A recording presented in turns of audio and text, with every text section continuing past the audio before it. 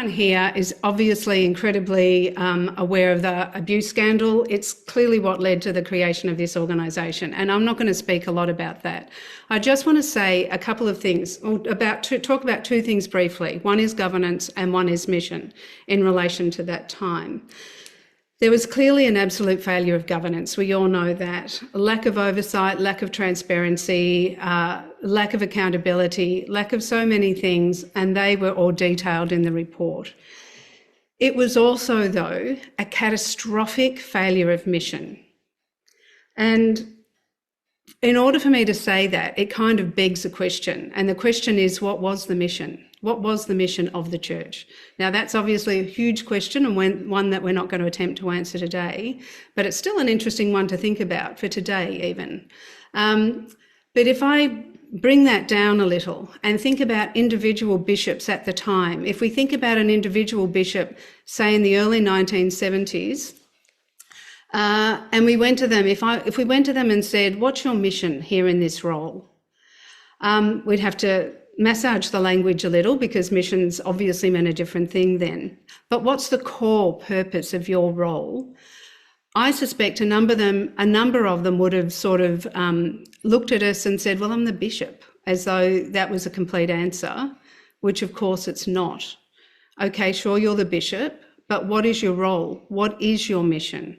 Now, we can't know how they would answer that. They would probably talk about ensuring that Mass was being provided through the diocese, Catholic education, sacramental programs and all of those things. Would they talk about social justice and St Vincent de Paul? All those things we can speculate about.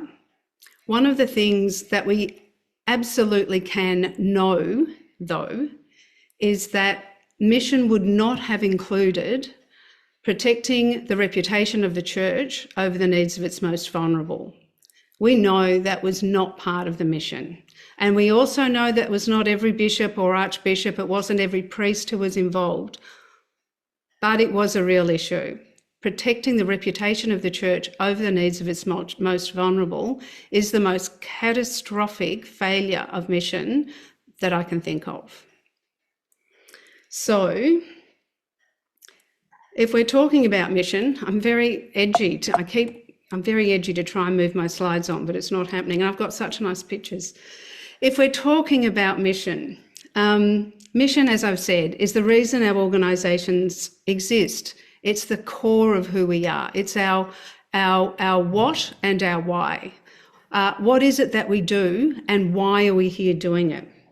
Everyone in our organisations, every board member, every staff member, volunteer, student, everyone engaged in the organisation should understand the mission. Now, by that, I don't mean that they need to have memorised, the mission statement that we might have on our websites.